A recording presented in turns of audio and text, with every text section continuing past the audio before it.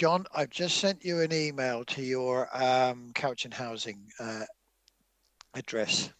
Very good. Excuse me, Madam Chair, we are live. Thank you. We have one more minute. We'll just wait for that. Do we have everyone on too? I didn't count.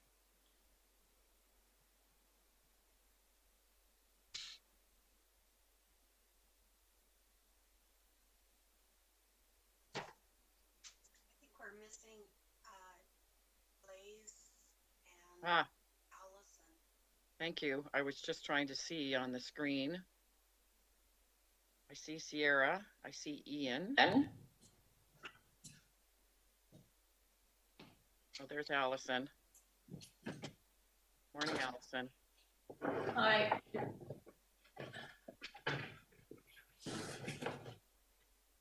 Klaus is letting the sunshine in.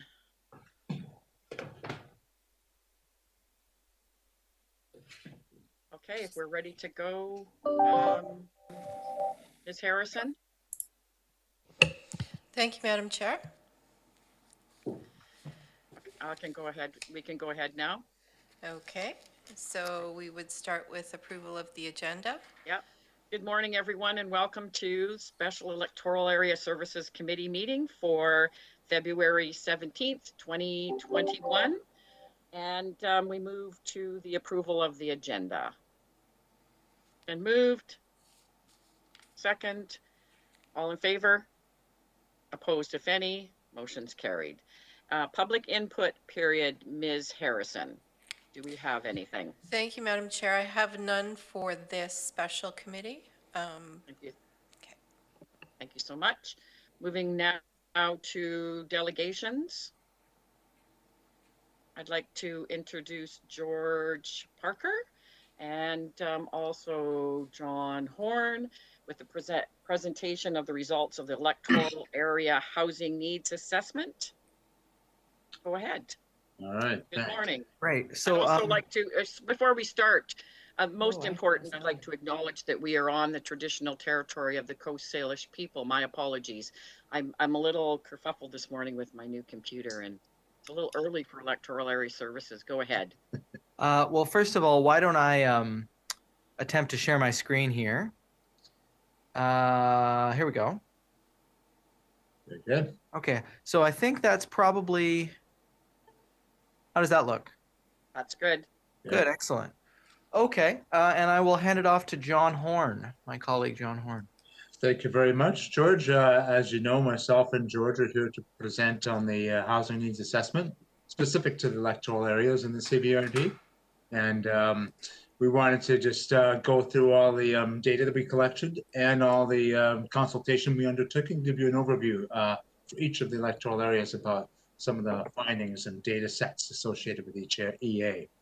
So thank you for having us today. I also want to acknowledge that Modus is doing a lot of the work. That's the consulting firm that George and I are working with on this, and they've done most of the heavy lifting for this work, so we give them full credit. I would start by saying that we want to acknowledge, and we could change the slide. George, thanks. The work that we did took place on the traditional territories of the Cowichan tribes, the Didida First Nation, Halalt, Laxon, Malahat, Penelakut, Cheminis, Subasit, and Pakachin, amongst others. The housing managers from those nations were very great about giving their time and energy to help us understand the housing needs from their perspective. We want to thank them for that and for letting us work and play and live on their traditional territories. Next slide, thanks, George. First of all, I wanted to provide just a brief overview of what we heard from the First Nations groups that we interviewed. We did quite an extensive range of interviews with them. And so just as a brief summary, to start off the show, we thought we'd cover some of that. So the Malahat Nation, when we spoke with them, they talked a lot about the need for transitional housing and supportive housing for members of their nation who may be struggling in various ways. There's not a lot of options in their neck of the woods for supportive housing or the kind of transitional housing that brings people out of homelessness, for example, and into more mainstream housing. So the Cowichan tribes, when we spoke to them, they have a lot of members living off reserve, and members are on the wait list for housing, for some of them for extended periods of time. And they really lack any aging in place options for their members in their community. So that was their comment. When we spoke to Halalt, they talked about the multi-generational aspect of their living, about many families living unreserved together multi-generationally, and that there was a significant challenge for renters in their community, and that they don't have a lot of rental stock of their own, and finding rental in the community is difficult too.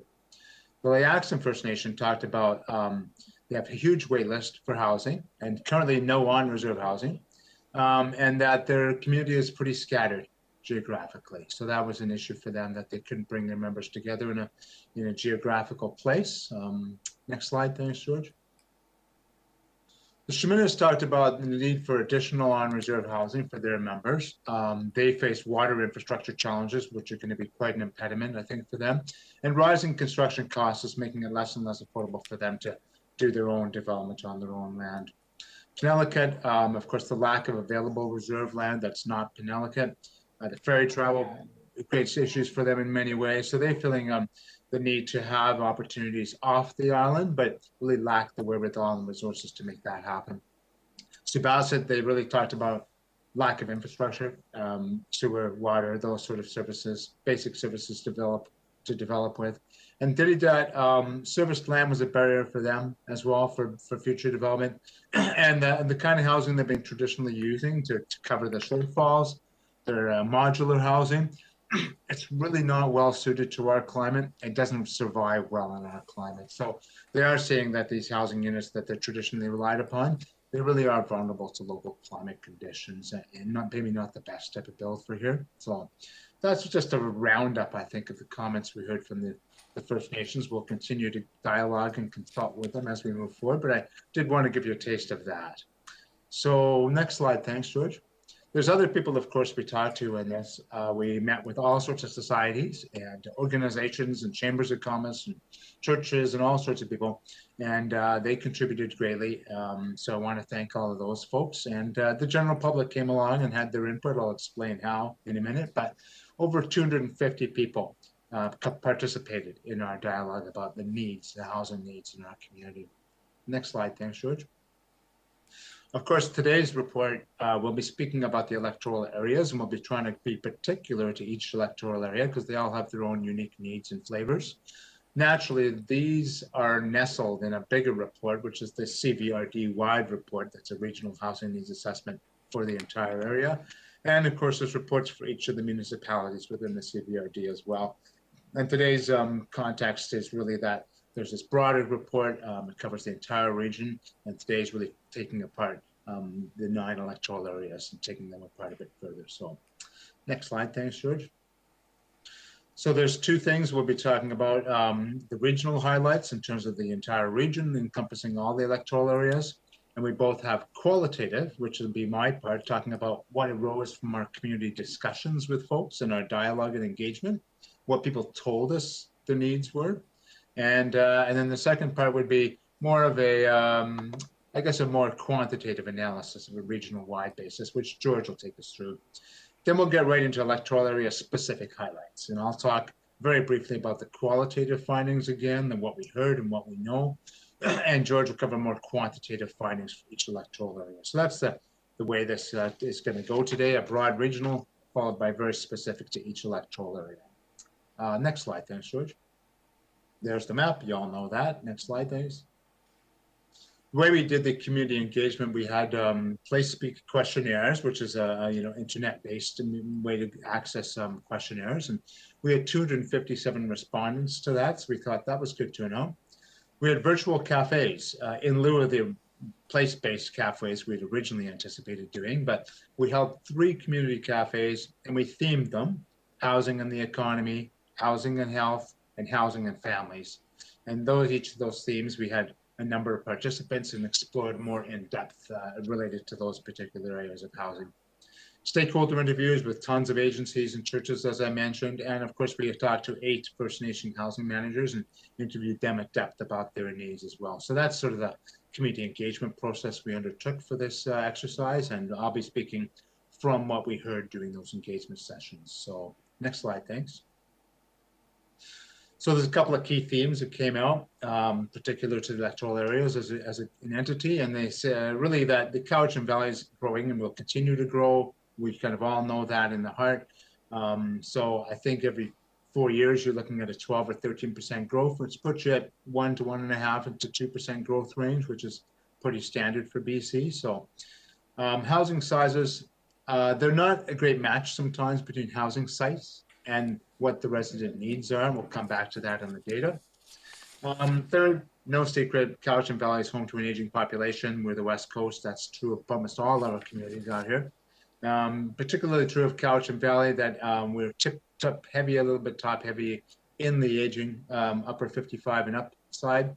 And that proportion is increasing ever so slightly over time. So it's continuing in that trend, you know. Young people have challenges getting housing. That's true in any economy, but when young people are coming in with low incomes typically and no savings, it's really hard to make that first home acquisition. And it's really daunting to rent at the prices that are being charged these days. So it is a struggle for them. And I would say there's an acute shortage of rental housing, and that's part of the reason why it is such a struggle, just across the whole region. Not enough rental housing to meet the current demand, and therefore the prices are quite high. Next slide, thanks, George. Misalignment between wages and housing costs, probably true of all of us, that our wages may have gone up, but not at the same price. House prices have gone up, that's for sure. And the rental rates have gone up faster than wage rates as well. So typically there's a misalignment with regional wages and house prices, and that means that people are often traveling great distances because the place they can afford to live is not the same as the place they can work. So that's adds quite a bit of strain to our roads and traffic and dollars for maintaining cars, etc. So that misalignment has real costs for all of us, really.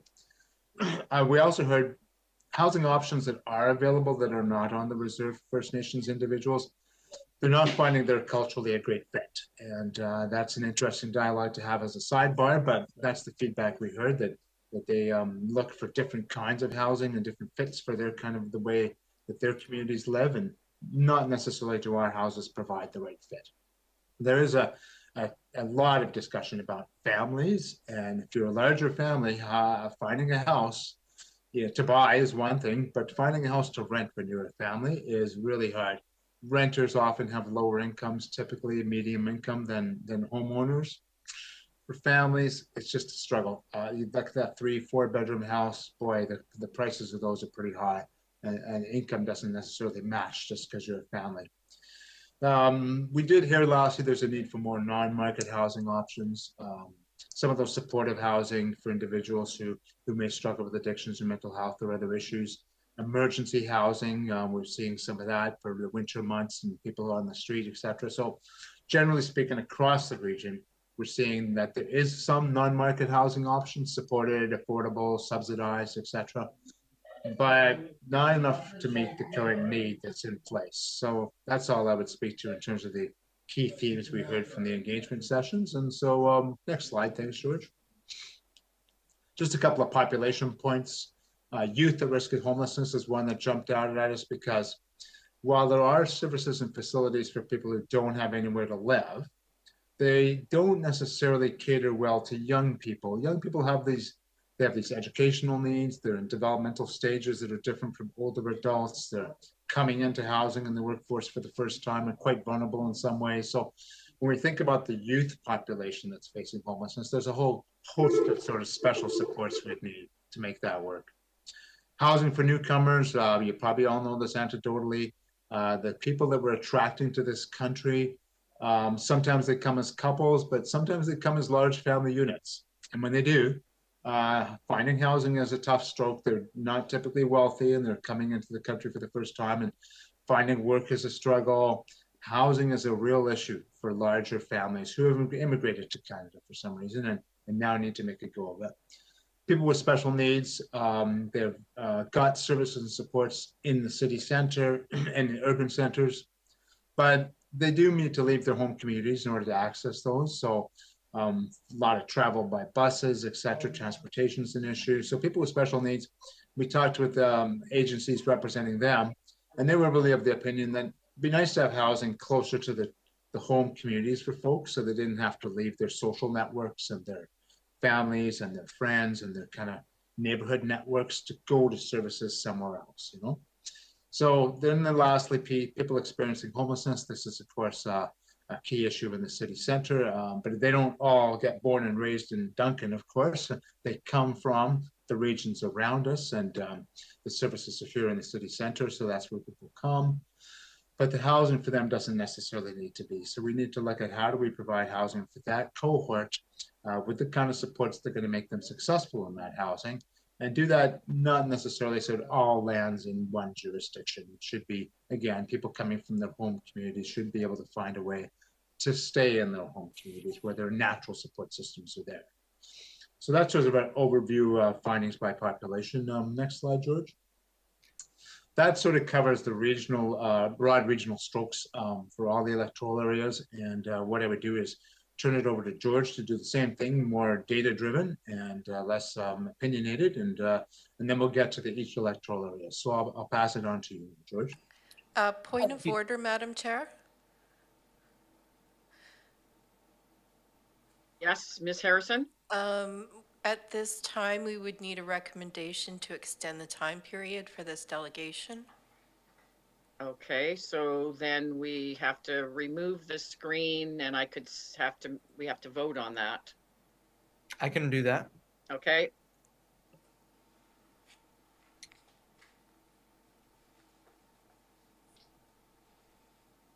Okay, we're looking for a vote for an extension. It's been moved and seconded. All in favor? Opposed, if any? Motion's carried. Thank you so much. And now you can continue. Ms. Harrison? Just point of clarification, Madam Chair, is that to extend it an additional 10 minutes or? I would think it would be until the sufficient amount of time they need to finish their presentation. Would you know how much that is, Mr. Parker? We were informed that this would be a 2-hour meeting. Yeah. I believe the presentation itself is in the ballpark of an hour. Yeah, so this is a little bit more unique than our usual delegations. Madam Chair, my intent was that the period be extended until they can complete the presentation. Then I hope they're staying in for the report. Yeah, yeah, that's good. Thank you. Thank you. Well, that's what. Okay, good. Go ahead. Thanks. Okay, excellent. So, as John said, my name is George Parker from GP Rollo and Associates, who I worked with Modus on this project. And I will be talking a little bit about the quantitative side. So, as part of the housing needs assessment, we were required to process a great deal of data from the 2006, 2011, and 2016 censuses. The government of BC provided a custom data set specifically for this purpose. The data in this data set might differ from other data sets you've seen because it excludes individuals outside of private households. For example, people living in care homes. This is government sanctioned data, and it's used throughout this research in the interest of consistency. We don't have time to cover all the background research, so I'll give you a curated selection, but you will be seeing the occasional data point from the 2006, 2011, and 2016 censuses. We've also drawn on data sets from Environics Analytics and Reni Intelligence, as indicated by the logos there. So Statistics Canada defines 3 housing standards. The first is suitability. Suitability means that the dwelling is not overcrowded and has an adequate number of bedrooms. In BC, the share of all households falling below the suitability standard decreased, it's an improvement, from 2006 to 2016. And compared to BC, households in the CVRD are less crowded, and improvement was also observed. The second housing standard is adequacy. Adequacy means that the dwelling does not need major repairs. The share of all households falling below the adequacy standard in BC and the CVRD remained constant from 2006 to 2016, and BC and the CVRD performed similarly to one another. And the third standard is affordability. Affordability is defined as housing expenses falling below 30% of household income. In BC, the share of all households falling below the affordability standard remained constant from 2006 to 2016, Compared to BC, the CVRD performs slightly more favorably overall. This graph shows the average assessed value per unit over time by property type in the CVRD. So you see single family homes are the top line there on the graph. They're the most expensive on a per unit basis. Then you have a cluster of multifamily units in the middle there, followed by manufactured homes at the bottom of the hierarchy.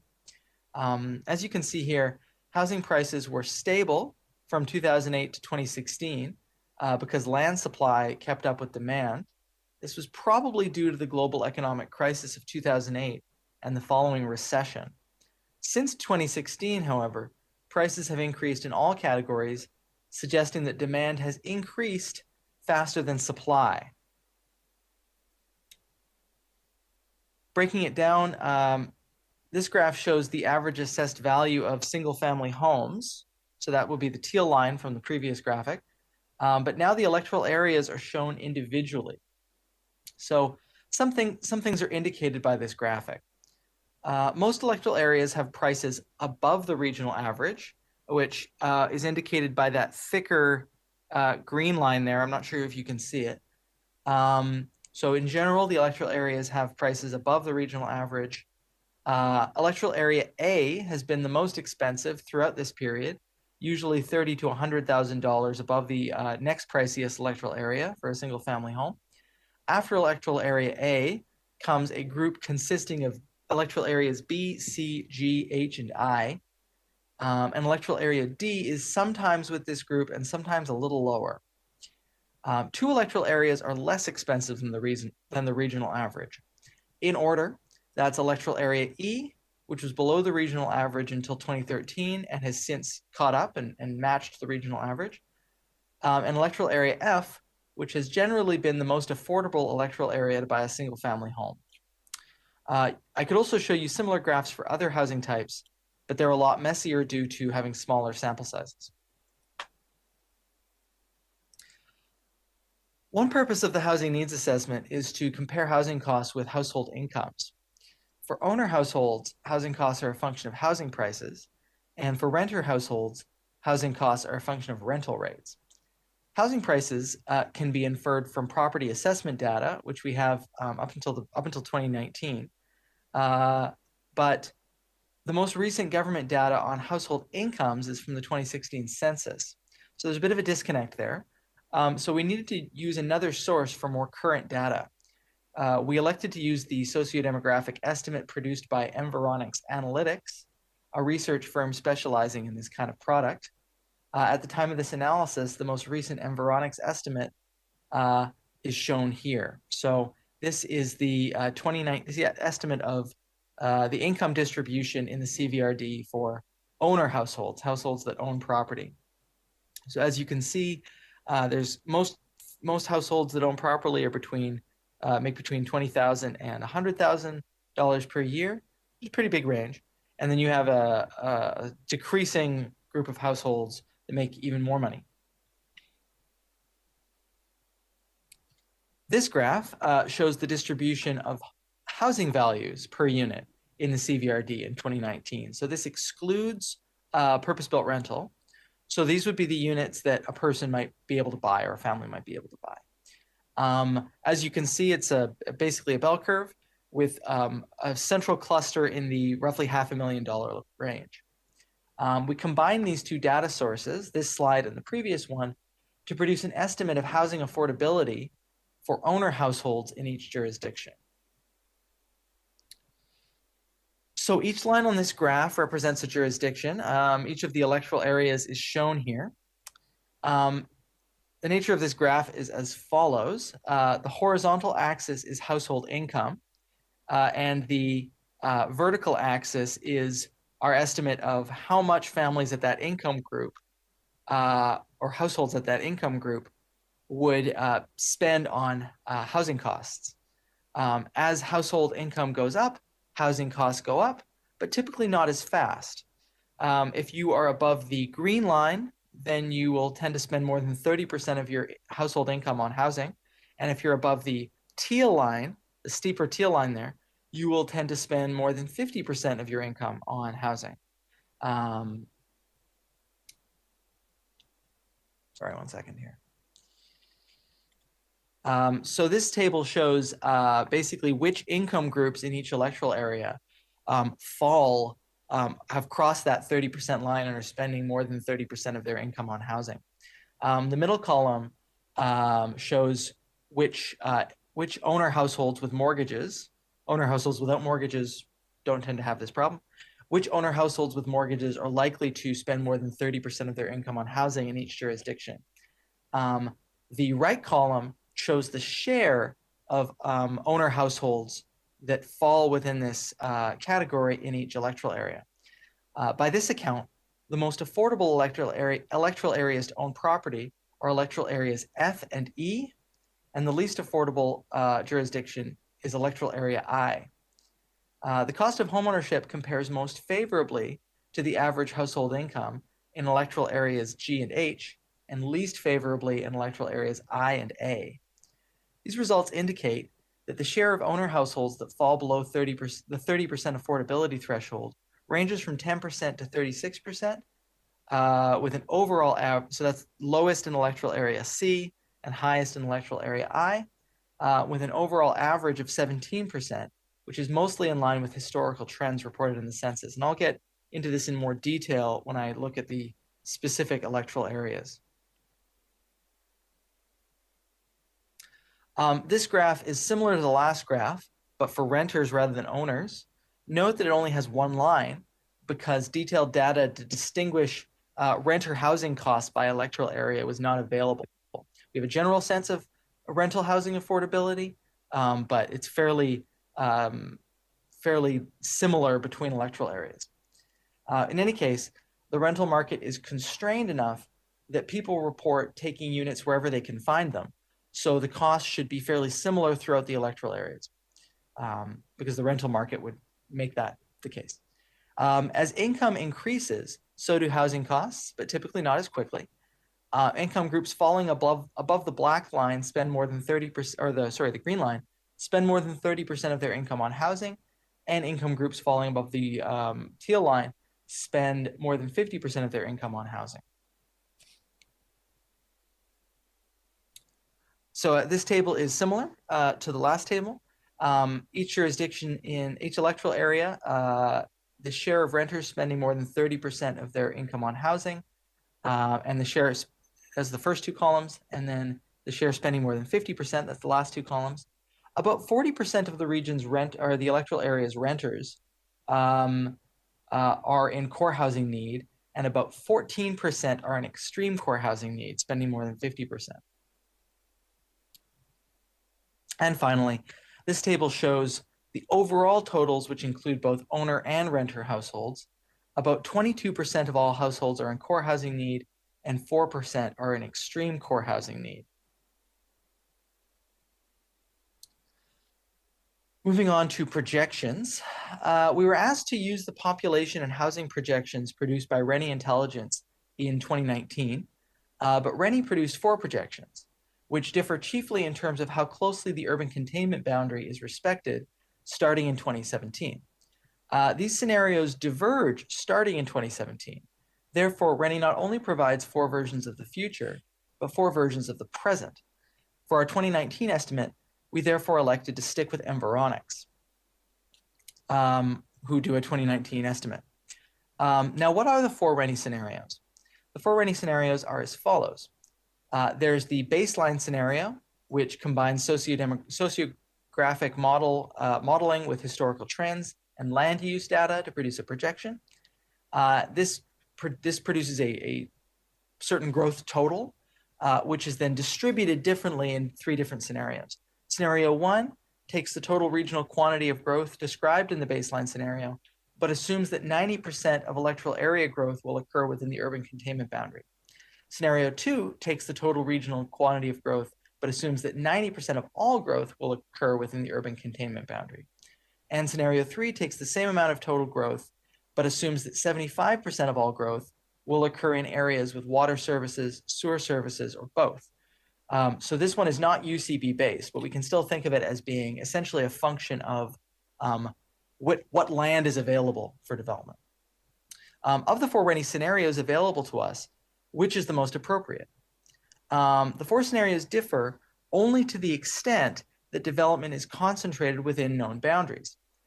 In the case of scenarios 1 and 2, that's the urban containment boundary, and in the case of scenario 3, that's with respect to water and sewer services. They therefore differ with respect to housing supply factors, i.e. development approval, rather than housing demand factors. Within a given level of demand, if more since we are in a state of housing shortage, if more housing is available, that will tend to produce more affordable outcomes for households. So our research suggests that the region, residential demand in the region is high and will continue to increase. Therefore, in the interest of maximizing affordability, we elected to use whichever Reni scenario anticipates the most growth in each jurisdiction, as this would tend to produce the most affordable housing outcomes. There's one exception to this, which is electoral area I. In that case, a lower growth scenario, scenario 3, is applied as the more extreme scenarios. George, are you changing your slides at the same time, or your slides have stayed stagnant? I'm about to switch the slide. Okay, sorry. I just wondered if I was missing something. Thank you. No, not at all. So in the case of electoral area I, the more extreme scenarios were deemed implausible, so we used a lower Reni projection instead. Pardon me, that was a very long slide. Just a lot of discussion about the Reni projection method. The projection produced by these assumptions would see the region grow in household count from 35,000 in 2019 to almost 40,000 in 2025, which would be growth of 14% in 6 years. This would be somewhat more rapid than observed in the recent past. For comparison, the number of households in the region grew by 13% in the decade between 2006 and 2016 censuses. Under this scenario, the slowest growing electoral area would be electoral area E, 7%, and the fastest growing electoral area will be electoral area F at 54%. And that seems like a lot, but I will talk a little bit about that when we get to that electoral area. In terms of population growth, here's that projection, very similar, and that makes sense. Now, I want to spend a moment to talk a little bit, before we get into the electoral area specific analysis, I want to talk about housing need by bedroom count. So Statistics Canada defines housing suitability as follows. No less than 1 bedroom per household member, except couples may share a bedroom, and children may also share a bedroom depending on their age and sex. It may not be evident, but this definition is extremely austere. Merely meeting this requirement throughout a community would produce extremely cramped housing. So we simplified this, for lack of data, to the following. No less than 1 bedroom per household member, but couples may share a room. This is both practical and produces slightly more generous housing needs estimates than the Statistics Canada definition. The stipulation that couples may share bedrooms is very important because a huge number of households contain couples. In the Cvrd in 2016, 89% of 2-person households consisted of a couple, 73% of 3-person households contained a couple, and so on. So all 1-bedroom households, all 1-person households would only need 1 bedroom according to this definition, and most 2-person households would only need 1 bedroom according to this definition, and so on. Defining housing need in this way, which is only slightly more generous than Statistics Canada, produces the counterintuitive outcome presented here. The majority of housing need, shown in green, is for 1-bedroom units, but the majority of housing in the region, shown in teal, has 3 or more bedrooms. In other words, most households in the Cvrd have more bedrooms than they need. In fact, existing supply in 2016 already exceeds housing needs in 2025 for units with 2 or more bedrooms. However, it would be an error to interpret this as suggesting that only 1-bedroom unit should be constructed in the future. This data point, or this graph, these tables, which were required by the BC government for the housing needs assessments, actually only reflect the minimum number of bedrooms to avoid to avoid overcrowding. They are not the ideal number of bedrooms. They don't reflect demand, they reflect need. And they should not be viewed as the ideal outcome from a planning perspective. In other words, because most households in the CVRD have more than enough housing by bedroom count, housing need by bedroom count is not a very useful or informative statistic in this community. Although it is still worth noting that the region could use more one-bedroom units, which was a finding of the community engagement research. So moving on. GPRA has modified the housing income projection from Environics to produce two income projections for each jurisdiction in the CVRD. There's a rapid recovery scenario, which assumes rapid economic recovery from the COVID-19 pandemic, and this is based directly on Environics. And there's also a slow recovery scenario, and this projection assumes a slower economic recovery from the COVID-19 pandemic, which reduces household income. The reality is likely to be somewhere between the two scenarios. So in general, and I'm gonna speak in terms of real household income, so I'm gonna take inflation out of the equation and use constant 2016 dollars. The current median household income in the CVRD is about 70,000 in 2016 dollars. We project that going up to 75,000 in the rapid recovery scenario, but staying at about 70,000 in the slow recovery scenario. And that's the end of the regional highlights. And we're gonna move to the electoral area specific highlights, starting with electoral area A. All right, thank you, George. I'll take that off the top if you could advance to the next slide. Sure. Just some broad qualitative findings from Mill Bay. Lack of non-market housing units available in the community was noted by respondents. There's certainly a shortage of purpose-built rental stock in Mill Bay in the Malahat region. 74% of the region, the units are single detached homes, which of course means for a nice lifestyle, but doesn't make a lot available for new people coming into the community looking to rent. And obviously, because you're over the hill from Victoria, there's a lot of price pressure in that area. So you'll see really strong both rental and home prices. So those are some just constant threads that we've noted throughout that area. And I'll turn it back to George to give you more of a quantitative analysis. Great. So first of all, I'm just going to give a little high-level overview, which I was going to give just for the next few cycles, John. I think I'll give some notes during that title slide. Sure. Yeah, sorry about that. But it was good that I was interrupted because I had misplaced my notes and I found them. Electoral Area A, aka Mill Bay Malahat, is an unusual jurisdiction. It is one of the most affluent jurisdictions in the CVRD and has a slightly higher share of rental housing than the region, which is an unusual combination. But it also contains the greatest proportion of manufactured homes in the region, which is the most affordable housing type. 15% of Electoral Area A's housing is this type in 2016, compared to 5% for the region as a whole. It also has the lowest ratio of owner household median income to renter household median income, 1.44 compared to 1.96 in the CVRD, which is just an indicator of equality or inequality between the two groups. So what this suggests is that owners and renters are more equal, economically equal, within Electoral Area A than in the region as a whole. It also has the most affordable housing for low-income owners, according to the property roll, and which is probably because of the presence of manufactured housing, provides an affordable ownership option for lower-income homeowners. And I'll move on to some quantitative stuff.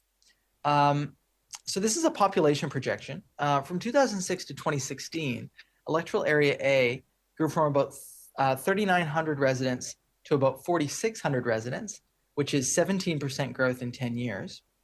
And from 2019 to 2025, we're projecting it will grow from about 4,900 residents to about 5,900 residents, which is about 20% growth.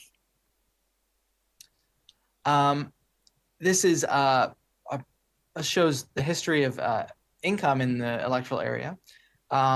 So I've put both real income and median, real income and nominal income and real income here. So the difference there is that nominal income, which is shown in green, is income that includes inflation. So because money tends to get less valuable over time, as we all know, incomes will tend to appear as if they're going up, when actually what you can actually buy with that money may not be going up as quickly, or it may be going down.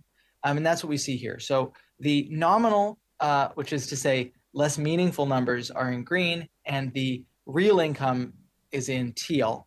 And I believe we're using 2016. Yes, we are 2016 real dollars. So I'm just going to focus on the teal items, the real income items, because I think they're more relevant. Essentially, between 2006 and 2016, incomes went up a little bit in 2011 from 82 to 85,000, but then went down to about 78,000 in 2016. Environics estimates that those have rebounded somewhat and increased back to 83,000 by 2019. In our rapid recovery scenario, we project that those will continue to increase back up to about 87,000 by 2025, or to decrease once more in a slow recovery scenario back to about 82,000. In terms of renters, in 2006 and 2011, about 9% of this electoral area's households were renters. But between 2011 and 2016, that doubled, increased, according to the census, that doubled, which is pretty impressive. So that by 2016, it was catching up quite rapidly with the region as a whole, to 18%. Since 2019, we estimate that that's increased slightly more to 19%. And we project that it will stay at 19% in either of the slow recovery or fast recovery scenario between now and 2025. So this is the same analysis we looked at earlier with all the electoral areas, but looking specifically at electoral area A. So this is the affordability analysis here. Owner households in teal and renter households in green. Owner households with mortgages will tend to be in core housing need below about $72,000 of annual income. That's 20% of owner households. Renter households will tend to be in core housing need below about $48,000, which is 25% of renter households. The total share of households in core housing need in this electoral area is 21%. And now moving on to electoral area B. Electoral area B, Shawnigan Lake, is the most populous electoral area and the most affluent jurisdiction in the CVRD. It has a lower share of rental households than the region and is almost entirely composed of single-family homes, 90% in 2016, compared to 73% for the region, with a small but growing share of manufactured homes. It is the youngest jurisdiction in the region and has the highest labor participation rate and lowest unemployment rate, all of which indicate an economically vibrant electoral area. However, an unusually high share of renters in electoral area B, 11% compared to 6% in the region, in 2016, lived in overcrowded conditions. I'm going to pass it back to John now. Thanks, George.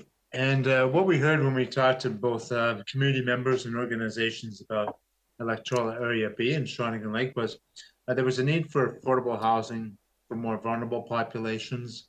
There was certainly an expressed overall lack of purpose-built rental housing. Certainly people with disabilities who would like to remain in the Shawnigan Lake area, requiring to move into other parts of the community to access services and supports. People would prefer to stay in their own home communities is really the message we heard, but yet they often have to leave in order to work or to find rental housing or to access services. So the proximity issue is big for everybody. When you talk about bringing development to Shawnigan Lake, it would really be close to services and walkable communities. So lots of forward-looking in that sense. We talked to the private schools in the area. There's a fairly number of them, and they're big employers. They struggle to find staff housing. They were really clear that finding staff housing in the Shawnigan Lake area was a struggle for teachers and administrative staff coming into those private schools. And then when you're looking at the multifamily style development, which are doing 3-4-story apartment buildings, etc., there's really a lack of servicing, sewer, water, sanitary, all those sorts of things. We're a bit of an impediment to development in any scale in the Shawnigan Lake area. So we heard loud and clear that those are the areas that will have to be addressed if there's going to be more density brought to the village center, for example. So that's just an overview. Thanks. I'll turn that back to George now for the quantitative side. Okay. Once again, we have a population estimate and projection here. From 2006 to 2016, electoral area B grew from about 7,400 residents to about 8,400 residents, which is 14% growth in 10 years. And from 2019 to 2025, we're projecting it will grow from about 8,500 residents to about 10,000 residents, which is 19% growth. In terms of income, similar pattern. We had incomes in this electoral area increasing from about 82,000 to 90, and then back down to 81 during the census period. Environics estimates that those have rebounded back somewhat to 89,000 in 2019. In the rapid recovery scenario, we project that those will increase slightly, reaching their 2011 peak at about 90,000, or fall back somewhat in a slow recovery scenario back to about 85,000. In terms of tenure, housing tenure, we had the share of households in electoral area B that rented was about 14% at the beginning of the census period, fell to 9%, but then increased back to 15%. We estimate that that has increased further up to about 19% in 2019, and we expect it will remain at that level in either of the recovery scenarios. In terms of affordability, owner households with mortgages will tend to be in core housing need below about $60,000 of annual income. That's 18% of owner households. And renter households will tend to be in core housing need below about $48,000 of household income, which is about 29% of renter households. The total share of households in core housing need is therefore about 20% of all households. Moving on to Cobble Hill. Cobble Hill, electoral area C, is a relatively affluent jurisdiction with a much lower share of renter households than the region. It contains a high proportion of single-family homes, just 90% once again, and the highest share of two-bedroom units of any electoral area, 34% in 2016, compared to 26% in the region as a whole. It's interesting. So that suggests that this electoral area, although affluent and with many single-family homes, even according to the census, has more two-bedroom units than the region, or a greater share of two-bedroom units in the region, which is interesting. Moving on to John. Sure. Of course, when we spoke to people and heard feedback from area residents, etc., there was a need for a diversity of affordable rental housing options, and there's not a lot of diversity available in Cobble Hill, and so there was looking for more of that. Certainly a shortage of supportive housing, whether that be for people with disabilities, for other reasons. Seniors housing, it is an aging area, and there wasn't a lot of purpose-built seniors housing for aging in place sort of options. We heard particularly lone parent families, households face difficulty finding affordable rental, and safe housing options for people who are women fleeing violence, for example, those sort of things.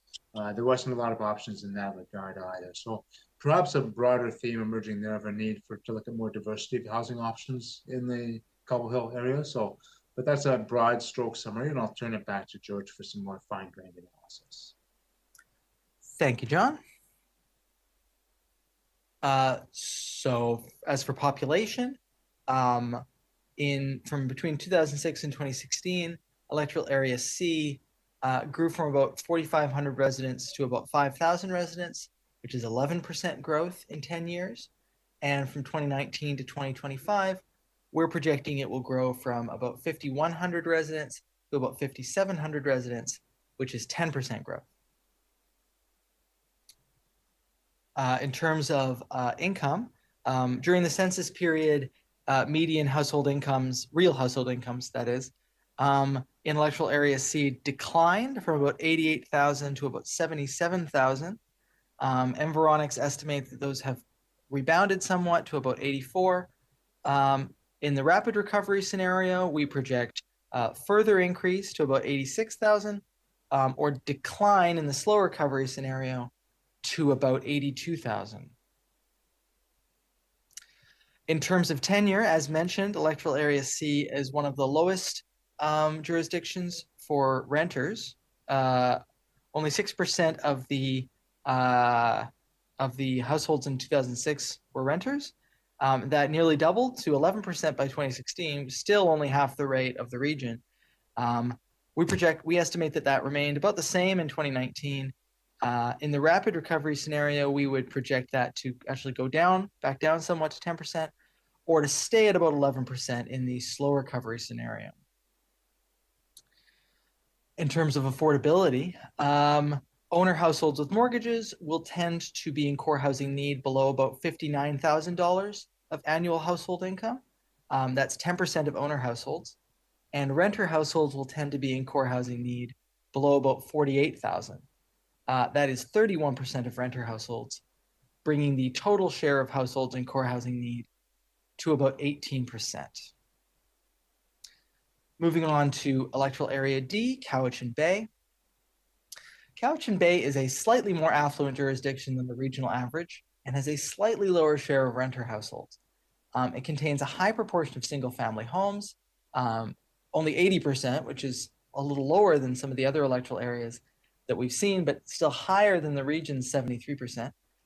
It also has a higher proportion of apartments than other electoral areas. Not an absolutely high number, only 6% of units, but the other electoral areas are typically in the 1% to 3% range. The only electoral area with a greater share of apartments is electoral area A.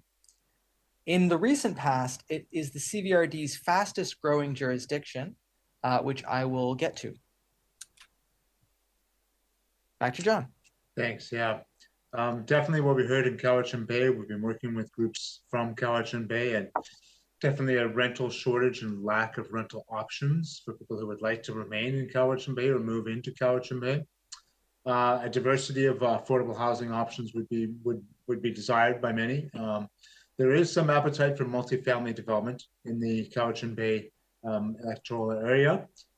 Finding land, etc., is a struggle there, of course. Supported and assisted living housing, definitely needed. Youth and young families, that's a tough area for them. They struggle with the price points and the lack of renting options in Cowichan Bay. And certainly in our own journeys looking for sites to develop, there is not a ton of development sites in Cowichan Bay, and that puts some constraints on the possibilities there. So I'll turn that back now to George to quantify that a bit more. Thanks. Thank you, John. Looking at population electoral area D, from 2006 to 2016, electoral area D grew from about 2,700 residents to about 3,200 residents, which is 18% growth in 10 years, making it the fastest growing jurisdiction in the CVRD. And from 2019 to 2025, we project it will grow from 3,300 to 4,000 residents, which is 21% growth. In terms of income, this should be by now a fairly familiar pattern, with incomes going from 70,000 to 78,000, then back down to 70 during the census period. Some slight recovery by 2019 to 75,000. In the rapid recovery scenario, we would project that incomes by 2025 would essentially reach their 2011 peak at about 79,000, or real incomes would decrease slightly in the slow recovery scenario to about 75,000, or just below 75,000.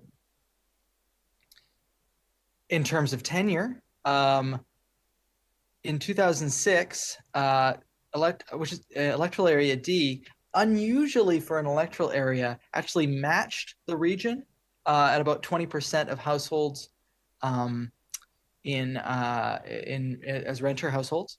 That decreased during the recession to about 12%, but then increased again back to 20%, We project that it has further increased to 22% by 2019. Of course, the region has increased as well, so it hasn't caught up with the region. We would project that in the slow recovery scenario, we'll stay at about 22% renters, and in the rapid recovery scenario, we would shift back towards owner households, as more households would be able to afford to own. In terms of affordability, the cutoff for core housing need for owner households with mortgages is about $62,000 per year. That's 15% of owner households. For renter households, it's about 48,000. That's 48% of renter households, which brings the total share of households in core housing need to about 22%. Moving on to electoral area E, Cowichan Lake. Excuse me, Mr. Parker. Maybe we could take a 10-minute break. I see it's almost 10:30, and we have quite a few more to go through. So I was just going to stop you at this one so we can begin at area E. So sure. 10 minutes. Thank you so much. Thanks. Sounds good.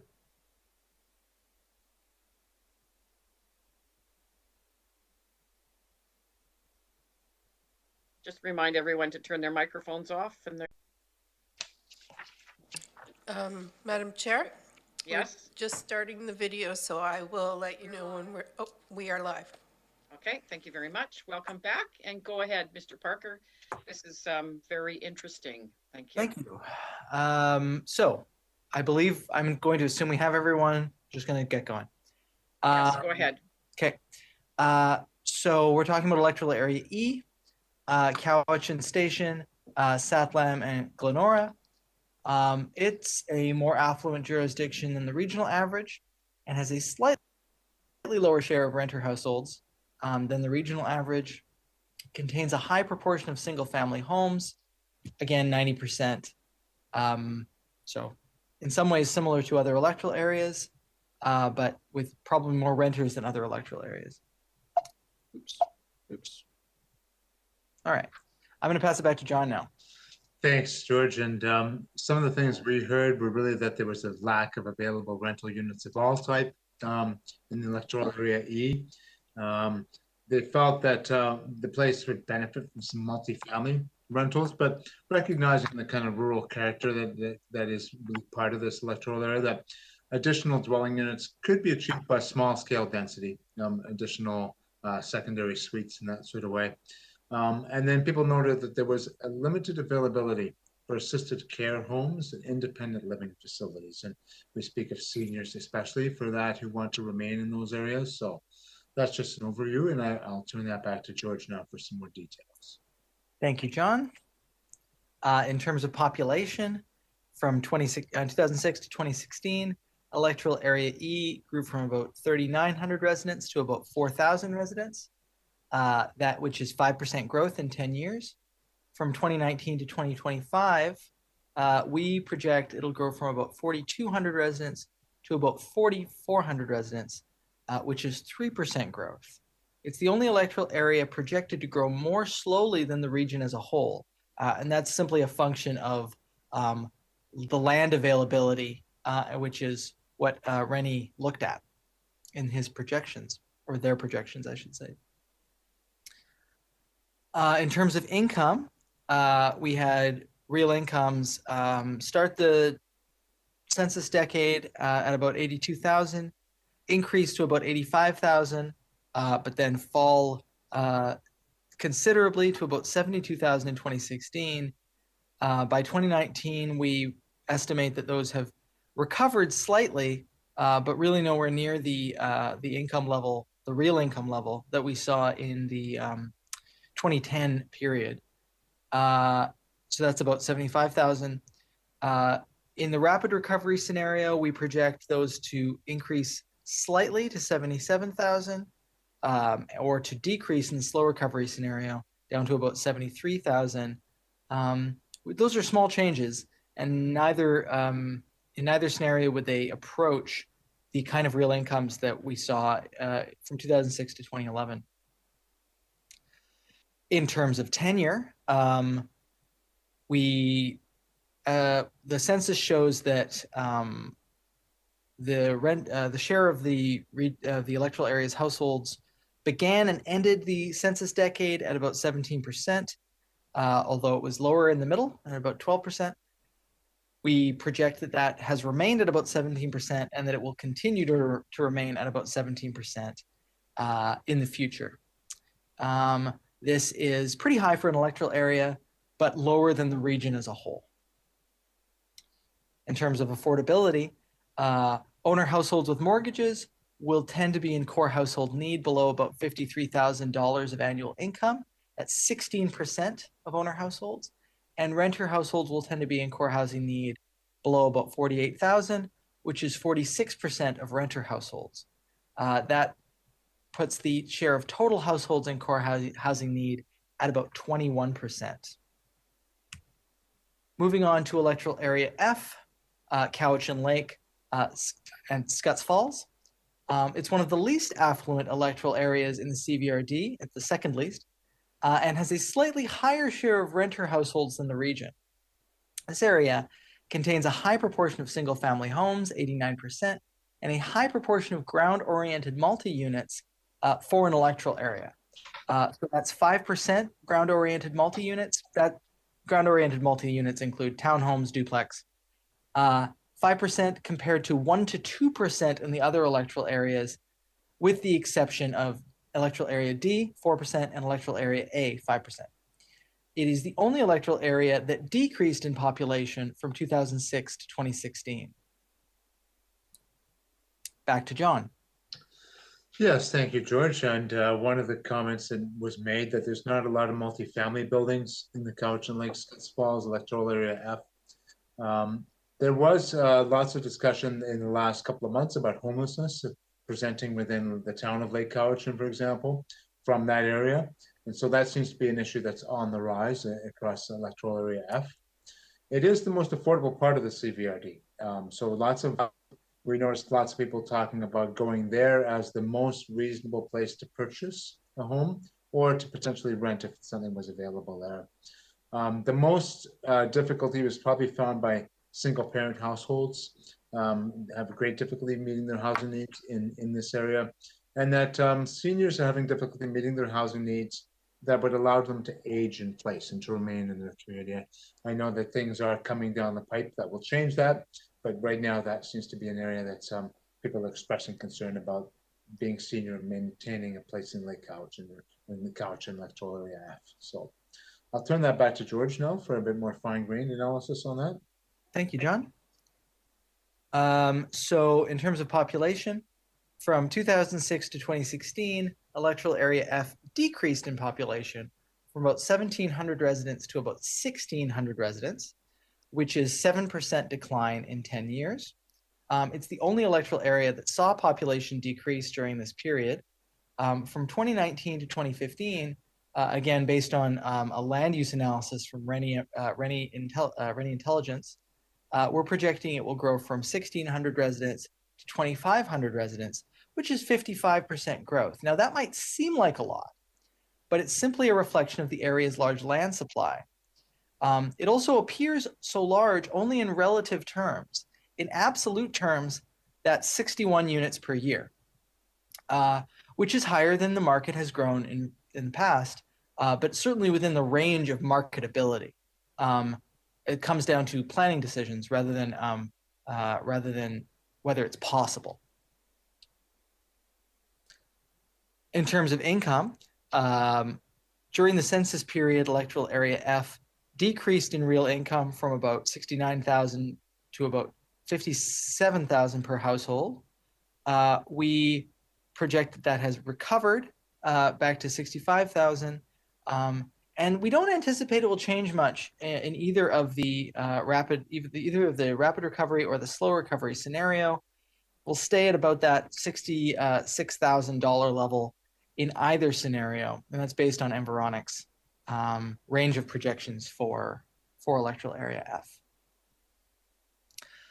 In terms of tenure, relatively high share of renters for an electoral area, which would make sense because it's a lower income electoral area. In In 2006, that was just below the regional average at 18% of households, decreased in 2011, but then increased in 2016 to actually surpass the region as a whole, with 23% of households renting. That we estimate that that's fallen somewhat to 21%, and we project that it will continue falling slightly to about 20% in either the slow recovery or fast recovery scenarios. In terms of affordability, owner households with mortgages will tend to be in core housing need below about $45,000 of annual income. That's 18% of owner households. And renter households will tend to be in core housing need below about $48,000, which is 42% of renter households. So the total share of households in core housing need is about 23%. Moving on to electoral area G, Saltaire. It's a more affluent jurisdiction than the regional average and has the lowest share of renters of all the CVRD's jurisdictions. It is also the most elderly jurisdiction with a median age of 60 in 2016 compared to 51 in the region, and had the lowest labor force participation rate. It contains a high proportion of single-family homes, 95%, which is among the highest in the region. Back to John.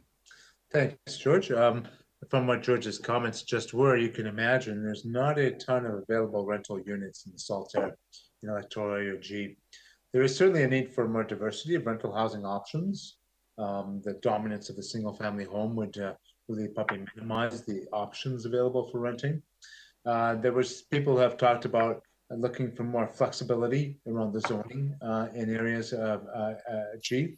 And then a shortage, of course, of assisted care homes and independent living facilities for folks who would like to remain in their community as they age. So those are the comments we heard, and I'll turn it back to George. Thanks.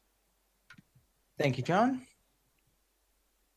From 2006 to 2016, electoral area G grew from about 2,200 residents to about 2,300 residents, which is 6% growth in 10 years. And from 2019 to 2025, we project it will grow from about 2,300 residents to about 3,300 residents, which is 40% growth. Like electoral area F, this might seem like a lot of growth, but it's simply a reflection of the area's large land supply, which is put to use under Reni's growth-oriented scenario 3. It also only appears so large in relative terms. In absolute terms, this is 65 units per year, which again is within the range of marketability. In terms of income, once again, we have this U-shaped pattern during the census decade from about 69,000 per household down to 59 during the recession, and then fully recovering back to 72,000 during after the recession. We actually, in an unusual term, we actually have this. We estimate that this electoral area has increased in income to surpass the census decade. It's at about 77,000 at present, but we don't project that will go up very much in the next few years. Even in the rapid recovery scenario, it will basically stay where it is in real income terms. And in the slow recovery scenario, we would project it to decrease back to 74,000. In terms of tenure, it began the census decade at about 12% renters, then decreased slightly to 10% renters. We estimate that that has decreased further to 9% renters, and that will remain roughly where it is in the slow recovery scenario, but decrease even further in the rapid recovery scenario as owner households essentially take up a greater portion of the housing supply. In terms of affordability, owner households with mortgages will tend to be in core housing need below about $64,000 of annual income, which is 13% of owner households. And renter households will tend to be in core housing need below about 48,000. That's 59% of renter households. So that speaks to what John was reflecting. Overall, that puts the total share of households in core housing need at about 17%. Moving on to electoral area H, North Oyster Diamond. It's a more affluent jurisdiction than the regional average, has a lower share of renters, and has a high proportion of single-family homes at 89%. Back to John. Yes, certainly for this area, low-income households would have difficulty meeting their housing needs. There's definitely a need for more non-market rental units and secondary dwelling units within the electoral area H. And we heard a desire for more of a diversity and flexibility of dwelling types. Typically what will happen is seniors would have to move out of the community to find the kind of housing they need if they want to age in place. And so that's just sort of a broad overview of the electoral area H, and I'll go back to George here for more details. Thank you. In terms of population, from 2006 to 2016, electoral area H grew from about 2,200 residents to about 2,400 residents, which is 9% growth in 10 years. And from 2019 to 2025, we project it will grow from 2,500 residents to 2,900 residents, which is 17% growth. In terms of income, this should be a fairly familiar pattern once more. That U-shaped pattern during the recession from 76,000 down to 64 and then back up to 72 has recovered slightly since the recession to 75,000 in 2019. We project that will increase back up to 78,000 in the rapid recovery scenario, or stay basically where it is today at about 74,000 in real income terms. In terms of tenure, during the census decade, the share of this community that were renters nearly doubled from about 10% to about 16%. We project that it's continued to increase to about 19% in 2019, and we would expect that to remain roughly at that level in the slow recovery scenario, or decrease back down to about 18% in the rapid recovery scenario.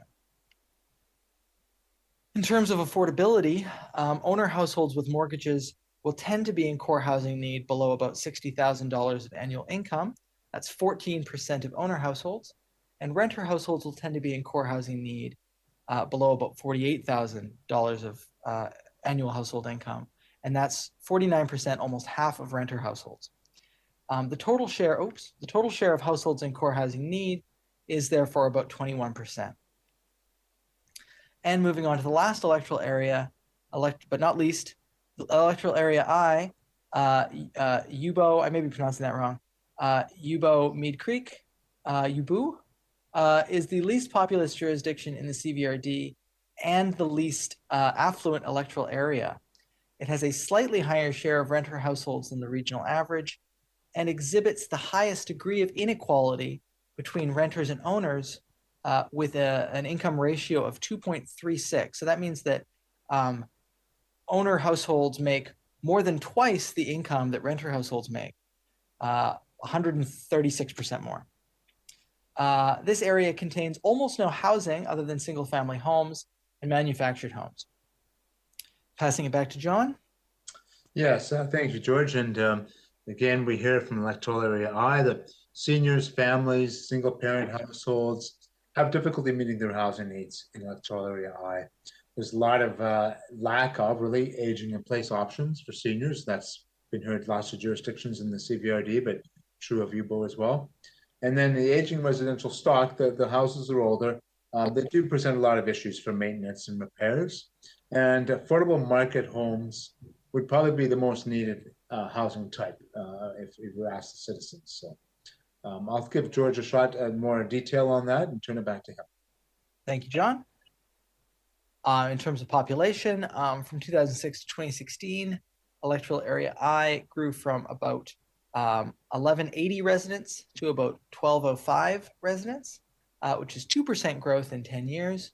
And from 2019 to 2025, we project it will grow from 1,200 residents to 1,900 residents, which is 57% growth. Once again, that seems like a lot of growth. But in this case, we're not even using the highest growth Reni scenario. Of the 4 Reni scenarios, this is the second slowest. So the Reni scenarios generally have this electoral area growing much faster than in the historical past, and that's a function of land availability. In any case, in relative terms, once more, it may seem quite high, but in absolute terms, this is 49 units per year, which would be marketable. In terms of income, again, you see the recession there, a decrease in real income from about 57 down to 40 and back up to 56,000. Environics estimates that that has declined only slightly since 2019, down to about 55,000. We project that will continue to decline in the slow recovery scenario down to 53, or to recover back up to 58,000 in the rapid recovery scenario. In terms of tenure, we have the share of the community that are renters increasing from continuously during the census period from about 14 to 25%. And then we estimate that that has continued to increase up to about 40% at present, which is very high for an electoral area. Okay, I'm seeing an error here that there's some kind of comment that there's some kind of correction. In any case, I'm not sure what it means. Okay, we project that that will remain at about 40% in the slow recovery scenario, or decrease slightly to 39% in the rapid recovery scenario. In terms of affordability, owner households with mortgages will tend to be in core housing need below about 116,000 of annual household income. So that's very high and quite different from the other electoral areas. So what's going on here is you can see that teal line spends a lot of time very close to the 30% income line, where you're spending 30% of your income on housing. So if we had slightly different assumptions, it may be that those lines would cross at a much lower point. The implication here is that a lot of households in this, a lot of owner households in this electoral area are probably very close to that 30% line, where they're spending 30% of their income on housing. So it may be as low as, the cutoff may be as low as 80,000 or as high as 120,000. In this case, we've come down to a number that's on the high end at about 116,000, but it very well could have ended up, or may be, much closer to the other electoral areas. In any case, the suggestion here is that 36% of owner households are in core housing need. Renter households will tend to have core housing need below about 48,000. That's 55% of renter households. The total share of households in core housing need is therefore on the high side at about 44% of all households. And that's it. So we will put it forward for questions and discussion. Sure, you could change, take down your screen, and then I could see Sure. all of my participants. Here we go. And I have some questions for you. I'll start with Director Wilson. Go ahead, please. Thank you, Madam Chair. Yeah, thanks for that, John and George. It's very comprehensive.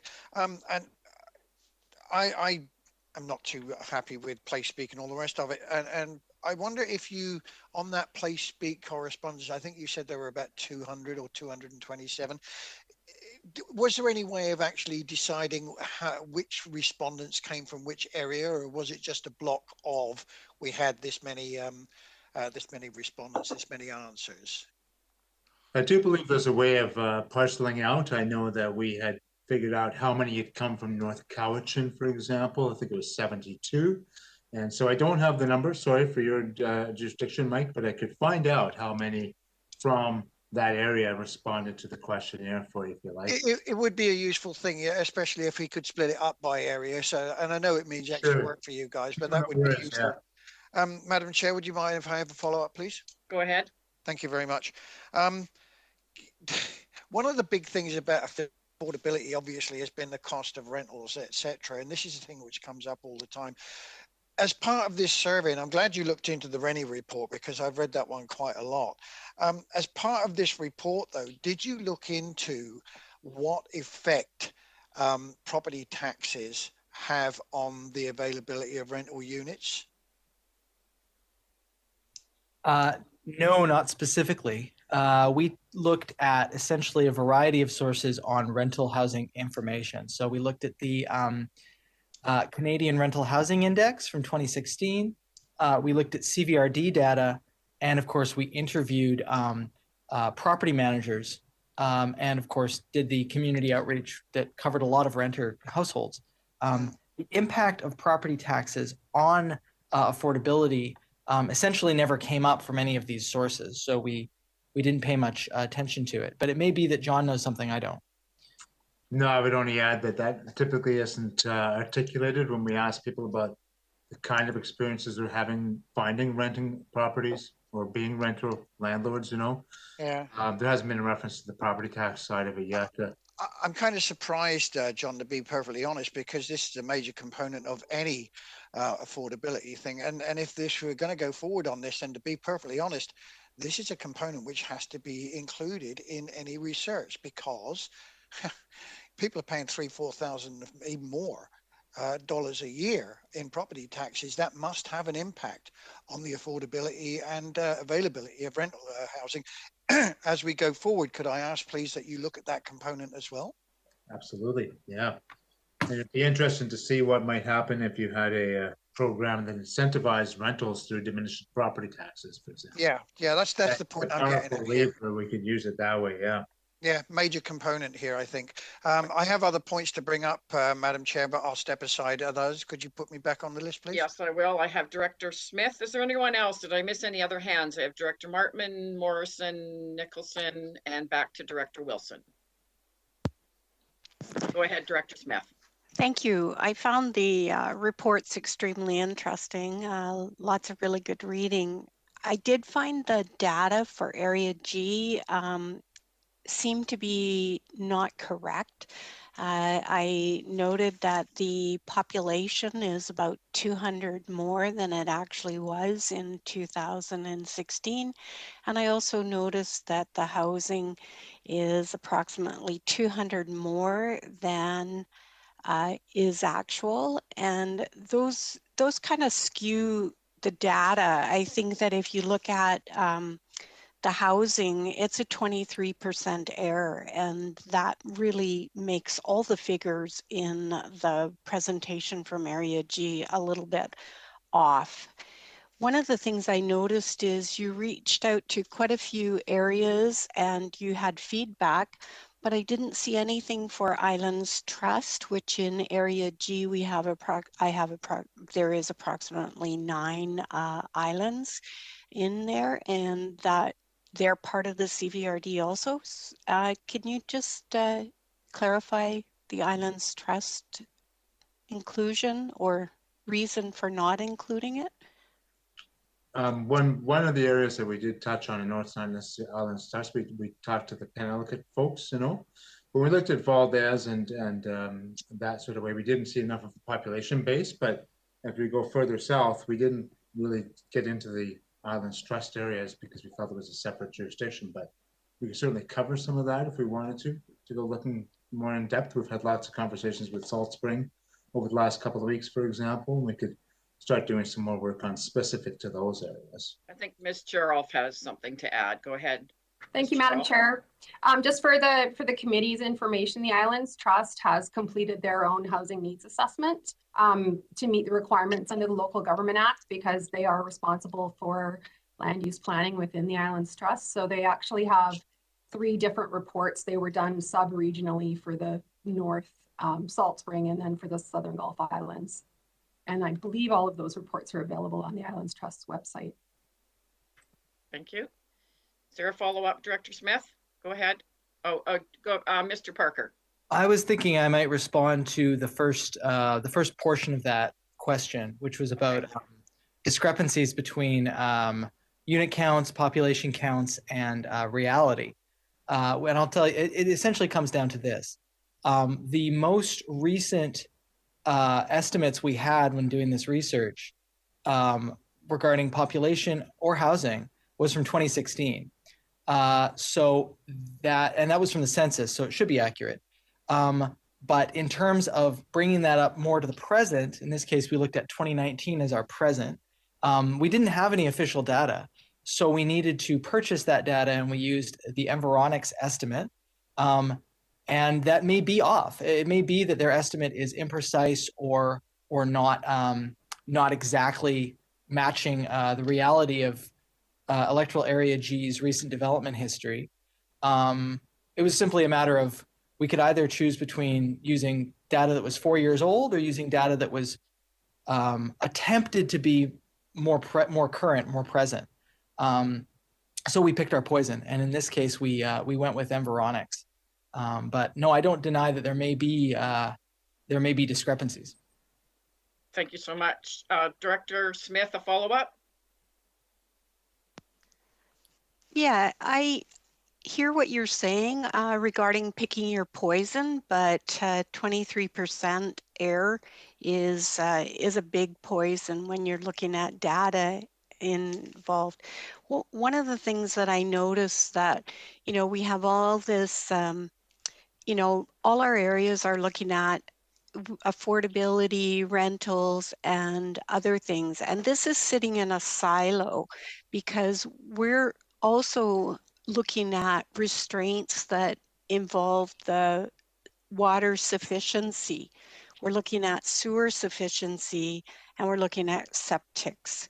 So these are not being brought into this document, which means that a lot of these comments or concerns or that are being brought forward have other issues that come into play, and we need, if we don't have sufficient water, we can't develop.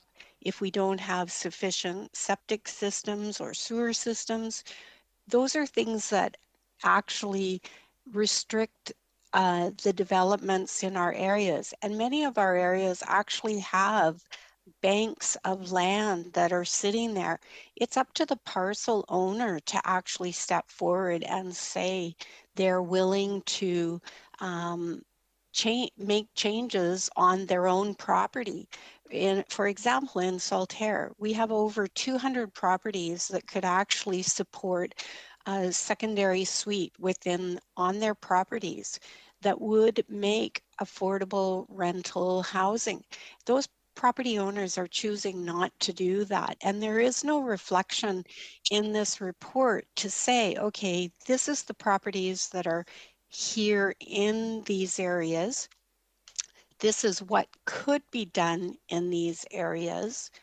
And that would provide these rental income, rental facilities. So there's a mismatch of what's actually we actually all have is we do already have many development that are on, if you look at area F, they have an amazing amount of increase in land that has been designated with different zoning that is sitting there moving along. So there's a disconnect of what we actually do have at this time in our areas, and it didn't mix in with these reports. So I'm just wondering, was there any attempt to look at what banks of land or possibilities are already available for our areas? Ms. Breen maybe would like to chime in. I see that she's come up on the screen. Welcome. Thank you. Through the chair, for information for the committee, the data sets that were used for the most part were prescribed from the province. And Mr. Parker can confirm that. And just a note that if the committee directs staff, we could purchase the tax filer information and do an additional research on that. Okay, thank you. I have Director Markman, please. Go ahead. Thank you. Thanks for all this information, and I appreciate that there's constraints and boundaries on what you needed to produce. And the one question that sort of leaps out to me for Area H, which is North Oyster and Diamond, is that the relationship to the Cvrd, while valuable, is only part of the picture for us, because we have a relationship with the Area A and with the regional district of Nanaimo. So I'd like to get your comments about, just with the contextualizing, what is it that I should be looking at with relationship to another regional district that isn't reflected in this? Any ideas or thoughts on that?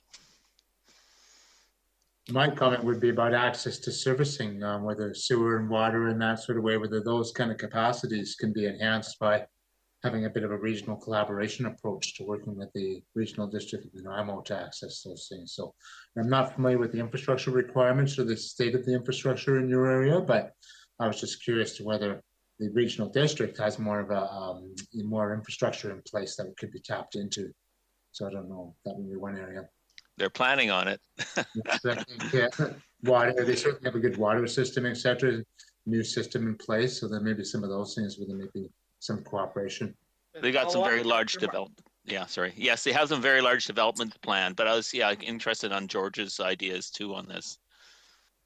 Well, what springs to mind for me is that these housing markets are not closed systems. One of the reasons you see such intense demand for housing in electoral areas A, B, and C is that they are subject to what occurs in the Capital Regional District. As you see land scarcity, rising housing prices, and so on in Victoria, this will tend to have a cascade effect, which will push demand into those southerly areas of the Cvrd. And that certainly came through in our research. I would imagine the same would be true with respect to electoral area H, by virtue of being closer to the Nanaimo Regional District and maybe subject to its housing pressures as well. So what I would anticipate in the Cvrd, given that you have larger conurbations to the south and to the north of you, is that you'd end up getting a bit of a squeeze where the housing prices may rise as they've been rising faster in electoral areas A, B, and C. We may in the future see them actually rise faster in electoral area H, and there's another one up there as well at G, I think, as well. And you may end up getting this kind of U-shaped curve in the regional district. So that's something to anticipate. You may need to put more effort or more thought into providing various forms of housing, provide rental housing, and so on either end of the regional district, closest to the urban areas. So that's what springs to mind there. Thank you very much. I have a speakers list, Directors Morrison, Nicholson, Salmon, and to finish, Director Wilson. Go ahead, Director Morrison. Thank you, Madam Chair, and I may need to go back on the list. I've got several questions, but I'll start with this. Firstly, I noticed what may be a little bit of a cut and paste error on the second report in Area F in the description of the affluence and population. First paragraph, it indicates that we're adjacent to the town of Lake Cowichan hub of services, and it says we have 4,035 residents is one of the more affluent jurisdictions. I think that might have been cut and paste out of another electoral areas, medium household income ending in $72,082. So just for your information to correct that. I very much appreciate the information. I realize it's tough to nail everything with 100% accuracy, but the question that I want to go to is the impacts of significant events that they have in areas, and I'm going to point to a couple and just show just the change that I've seen since I've been here. So in the early 2000s, a mill closed in Yubo. Now for years, the Ministry of Social Services has been sending people out to the Cowichan Lake area for exactly the reasons you described, greater affordability. And so we've probably been disproportionately receiving more people in a lower income median than most. So that was a well-known policy for years and years. Then this mill closed in Yubo, and there was this was a major event. People moved from the area, people put houses on the market, and these houses didn't sell because, of course, the main employer had gone away. That led to a glut of rental opportunities with empty houses, and a lot of the people that might have been lower income moved from my community on the other side of the lake into that area. So major impact on just with that one event. Another event that I'll bring to mind, which is a little more recent, was the development of Laketown Ranch. Prior to the development of Laketown Ranch, there was considerable inventory for development of single family homes. There were lots for sale, lots of lots for sale. Laketown Ranch came along, and immediately waterfront properties listings dried up. They all sold. And now we're in a situation where in just a few short years, I've gone from our staff writing in our rezoning reports that there's a glut of single family lots available in my electoral area to there's no single family lots available in my area. So that's my question is the impact of major events. How can we account for those sorts of things as we move forward? Because we're planning on the basis of what we know, but there's a whole bunch of stuff that happens that throws everything up in the air as far as how we plan for them. It's a great question. And it is, in some sense, the central question of planning. They say that planning is both necessary and impossible because you don't know the future. One of the advantages of what the Cvrd has accomplished, though, with this research and with Reni's previous work, is that Reni Intelligence produced not just one projection, but four. And the advantage of having four projections is based on known methodology, is that it creates a range of outcomes so that as the future unfolds and as unexpected events occur, it may be possible to say, okay, we're no longer on this trajectory. We're actually more on this trajectory now. And to recognize that those are a flexible range of options. And I believe that is the purpose of Reni's methodology there is to make some accommodation for the uncertainty about the future. Beyond that, I think it's a perennial problem. Yeah, I would say that for Director Morrison, the smaller the community, the more outsized events can have impact, because it doesn't take much to shift a community of your size in a significant way. And events in a big city would mean very, very little, mean an awful lot in a small town. So it's not easy to prepare for those when you're at that scale. Thank you for that. Director Morrison? No, could you put me on the list for questions at the end? Thank you. Director Nicholson, go ahead, please. Thank you. I've got a question for both John and George. Thanks so much for the presentation. John, I was wondering if you heard anything about housing for farm workers. A lot of Area E is in the ALR, and that seems to come up all the time.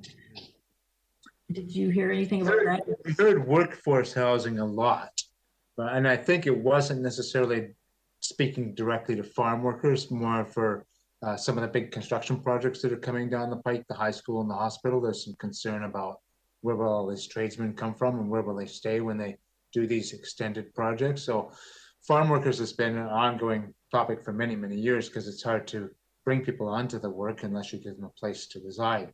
So that's something we didn't hear specifically about, but it would be certainly part and parcel of most of the rural jurisdictions, I'm sure. So something we'd like to pay attention to. So what, Director Nicholson? Well, like to follow up that, and I have another question for George. So in general, it seemed to me that this is the way that you collected the data, how targeted was it, or how directed was it towards sort of integrating it with workforce, with the workforce needs? Yeah. It seems to me very skewed towards this issue of, and we know that we have this issue with affordability and lack of diversity of housing, but I also am not understanding very well from this report how it connects with our businesses and our industry in the Valley and how that might play out.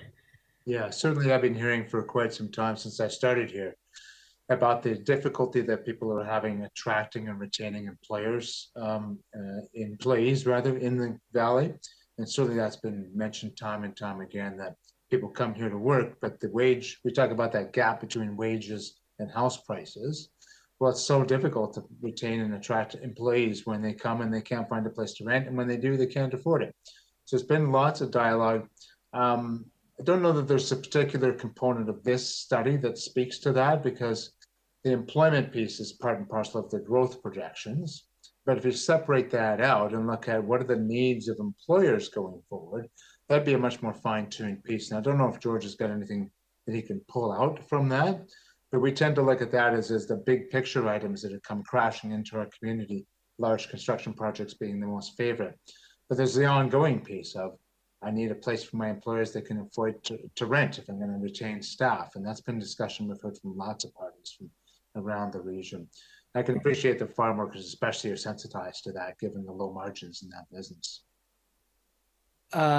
So my understanding is that, so what we did for the quantitative side of this study is we took as a given, took as a granted item, the Reni growth projection. I understand that the Reni projection is based on an employment projection. An employment projection is an inherent component of the Reni work.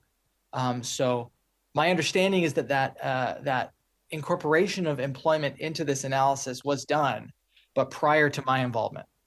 But I believe there is an employment projection that essentially guided these growth projections, at least at the regional scale.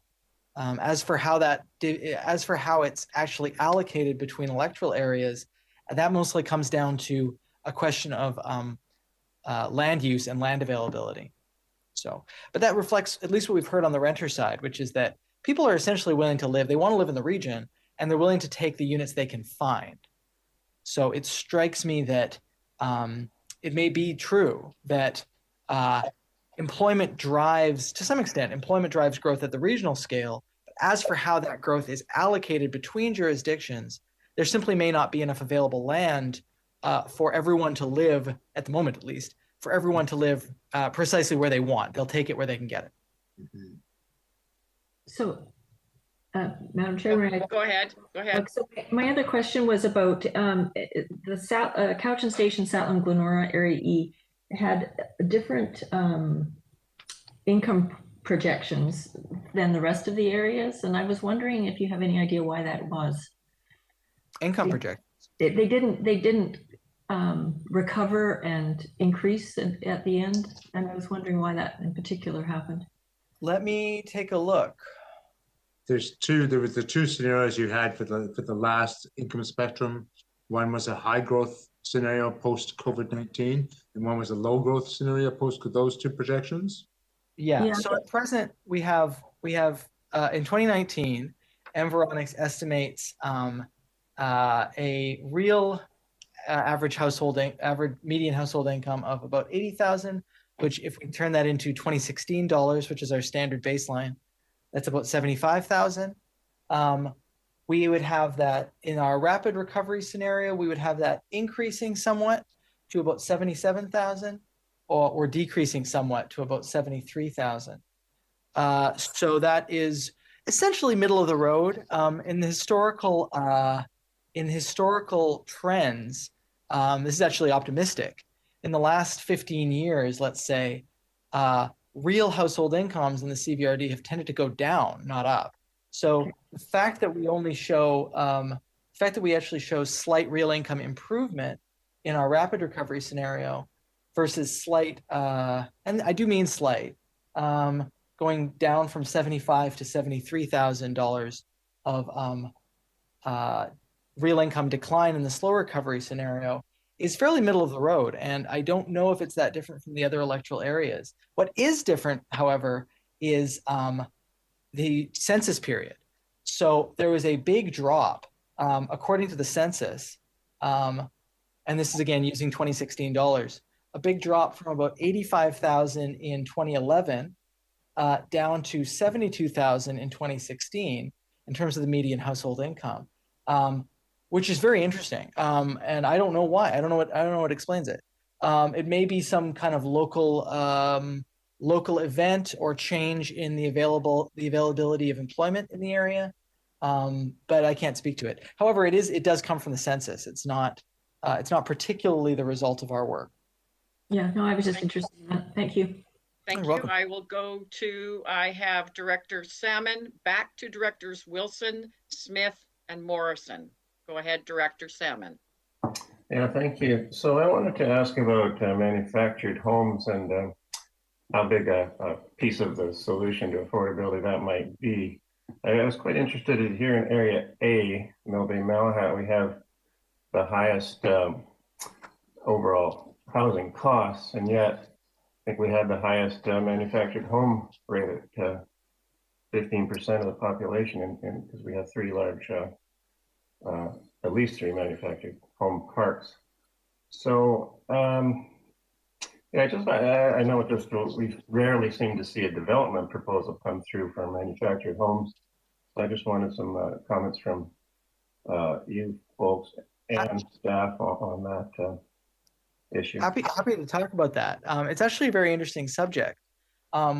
You won't tend to see, so, a lot of the work that GP Rollo and Associates does, we're land economists, and we look at questions of development viability, highest and best use, financial performance of developments. And you won't tend to see a lot of manufactured homes developments come forward because it's not often what's called the highest and best use of land. Often if a developer gets a hold of a parcel of land, if they have the option of doing anything else, they would rather do so because it's a less desirable and therefore less expensive form of housing, which means from a developer's perspective on the revenue side, it's not as appealing. But on the affordability side, from a policy perspective, it's just as you say, it is very, very affordable compared to other forms of housing that can be owned.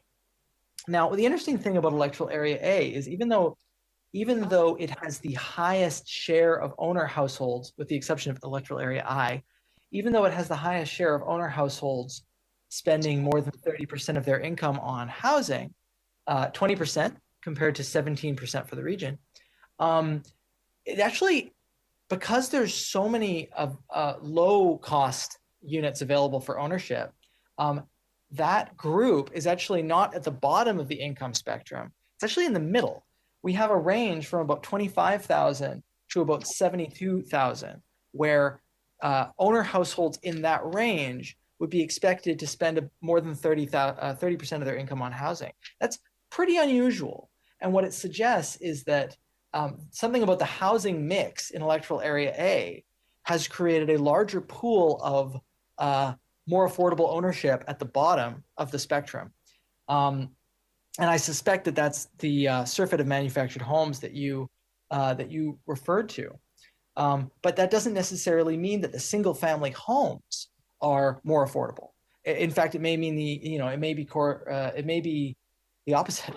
And so I'm not terribly surprised to see that you've got both an affordable pool of homes and a more expensive pool of homes in that electoral area because you've got such a wide range of types. Yeah. So that's my perception. We have seen a development application come forward recently for a mobile home park just on the Chemainus River. And the goal of that development, the fellow who's putting it together has spoken with us several times. He wants to make affordable rental housing.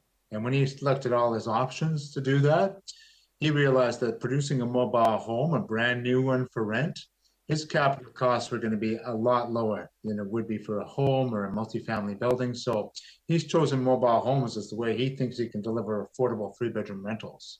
That's an interesting approach, and we'll see how that development works out. But the math on the face of it, we did go through a pro forma together. And on the face of it, he's absolutely correct. He can deliver rental several $100s below the market for a 3-bedroom home, and it's a brand new mobile home. because his capital costs are so much lower.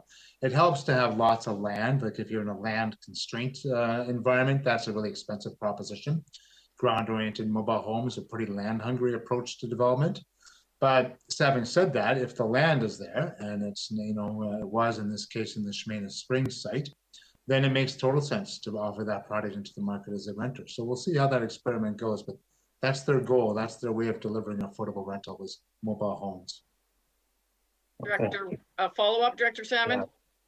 Yeah. Just maybe, I'm curious to hear from staff whether, given that interesting, is that a type of thing that as we do an OCP update, if there are manufactured homes, just general comments, is that an encouraged, or is there a way to look more closely at that type of affordability and encourage it? Ms. Breen? Through the chair, we will be considering the housing needs assessment report results in the MOCP, and we will be consulting on that in terms of recommended needs for the future. Thank you. Thank you. Moving now to, are you finished, Director Salmon? Yeah, thank you. Okay, thank you. We'll move on to Director Wilson, Smith, and then Morrison. Director Wilson, and then back to Director Nicholson. Director Wilson, go ahead, please. Thank you very much, Madam Chair. Yeah, the whole discussion is becoming more and more interesting because there's so many different aspects, as far as I can see, which need to be more closely looked at. Now, one of the most worrying parts that I've seen on here is the forecast in decrease in real dollars. So we've got almost a cannonball effect here of a decrease in available affordable housing, a decrease in affordable in real dollars due to inflation and all the rest of it, and we're just going down and down a spiral that I cannot see anybody crawling out of. And this is one of the reasons why I asked for the impact of property taxes to be included in this, because if it hasn't, that decrease in real dollars is going to be even greater. And there's my big worry, because we've left out a major component, and I'm sorry to go back to it, but to me, it's something which has to be brought in. If you leave it out, anything we're seeing right now, and I don't like to use the word skewed, will not be accurate, as far as I can see. John, this is not a criticism. What I'm saying is you need to bring in these other bits and pieces here, because otherwise we're not getting an accurate picture. One of the things about Area C is that we're fairly unique in as much as we have a large proportion of our housing in a privately owned and accessible strata.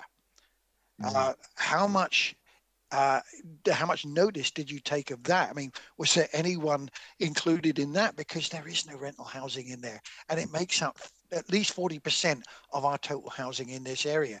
Was that brought into any kind of calculation? Well, we noticed it, and it actually threw off our analysis. Yeah. I'm actually just putting it together now. There was a missing 40%, and I thought, oh, where's that coming? Well, we found it, and it allowed us to we corrected the fact that we had missed that portion.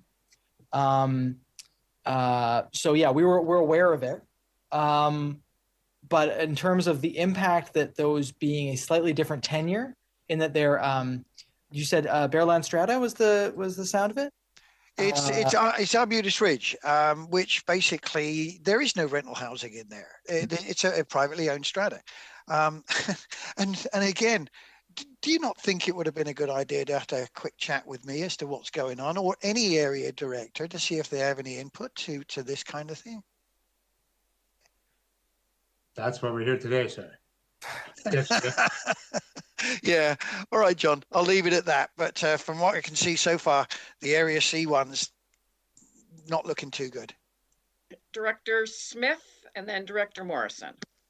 Director Smith, go ahead, please. Thank you. I appreciated Director Morrison bringing up historical major events, because I think those are things that, you know, are not reflected possibly in this report. For Area G, the elementary school closed in 2004. So that totally changed the demographics, as everything was, when the homes sold, they were retired people. A lot of those retired people were future retirees, and they rented them for a year or 2 years or 3 years, and then they've moved into the home they own.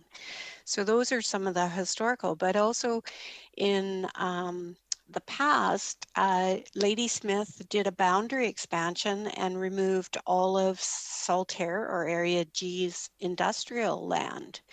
And that has a big impact on jobs. It has impact on your housing needs and with the types of things that are going on.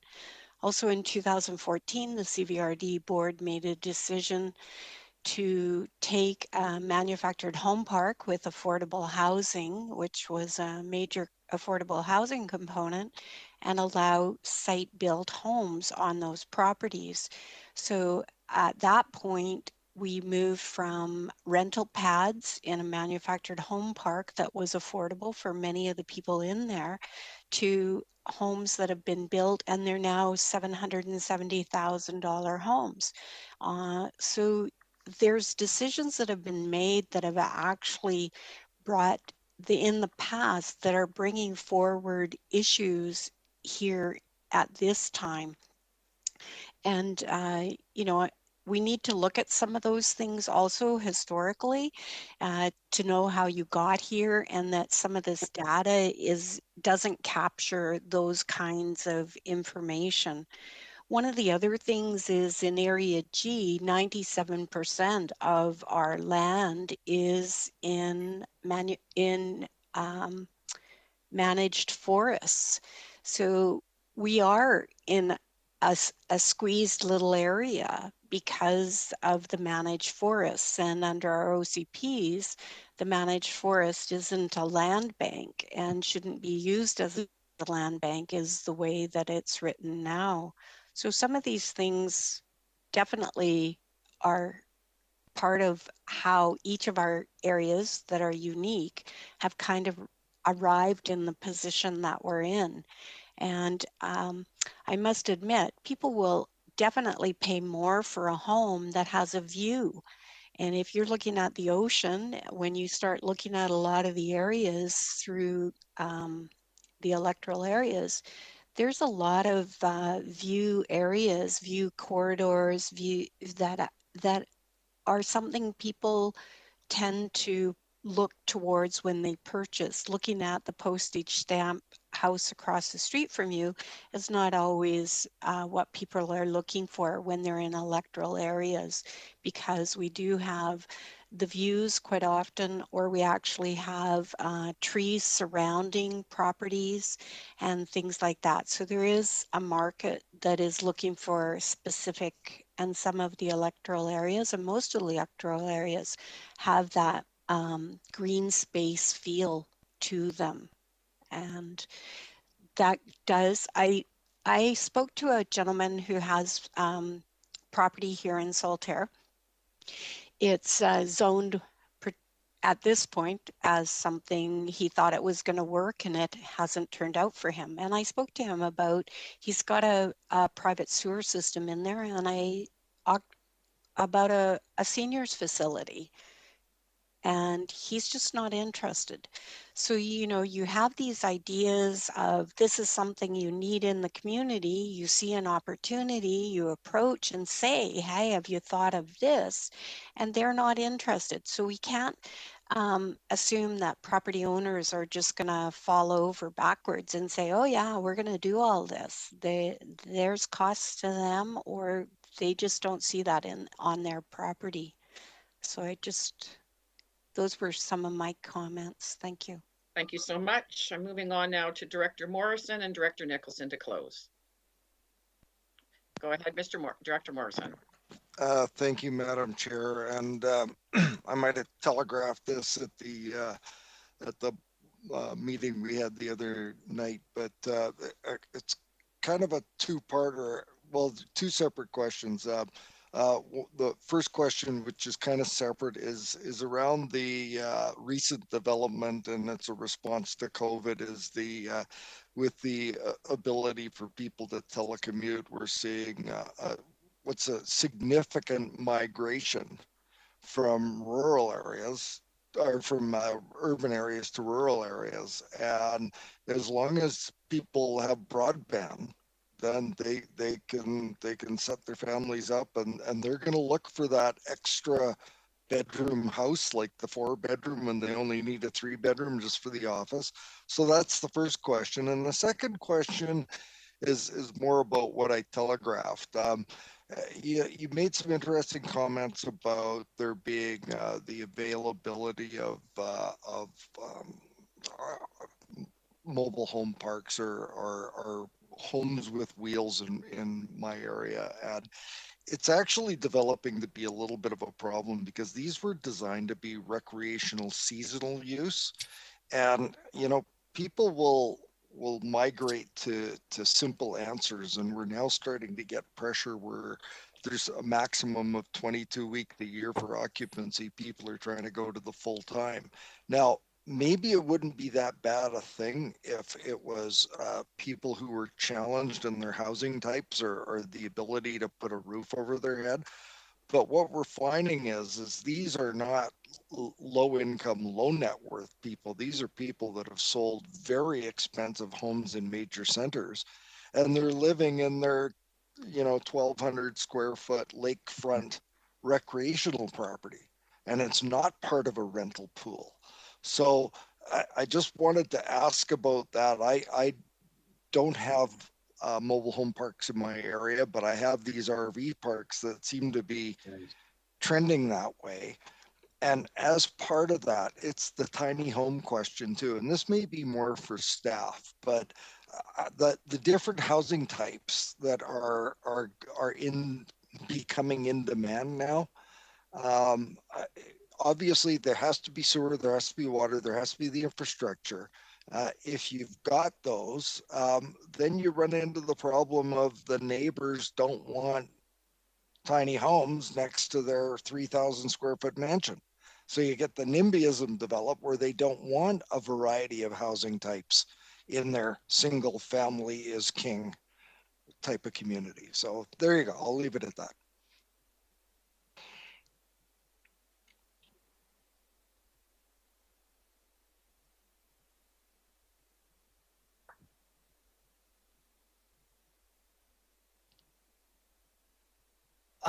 So first of all, in moving response on to the first of the two components, I would only comment that we yes, have had lots of absolutely. discussions Couldn't about agree more. these Every alternative component of our forms research and has suggested alternative land that uses one of the around things that's recreational occurred with sites COVID transitioning to more is a full-time general occupancy. shift away from dense urban.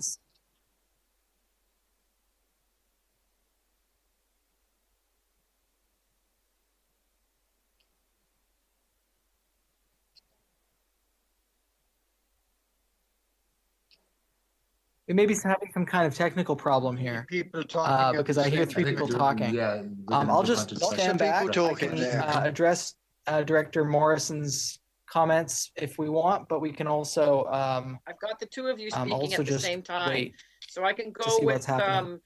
I'm not sure if anyone. Yeah. I think it's a technical issue. I'm not sure. There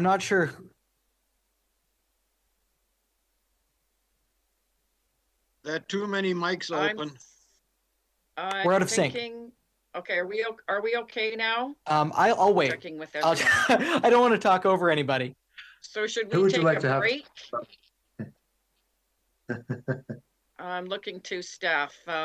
Okay. Ms. Harrison, should we take? Okay, well.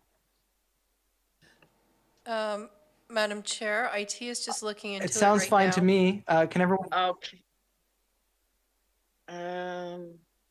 We're actually, it's 11:42. I'm going to take, I think we should take another 10-minute break because I'm seeing issues happening. No, it's still not. Yeah, let's take a 10-minute break and come back and maybe our issue will be solved. Thank you.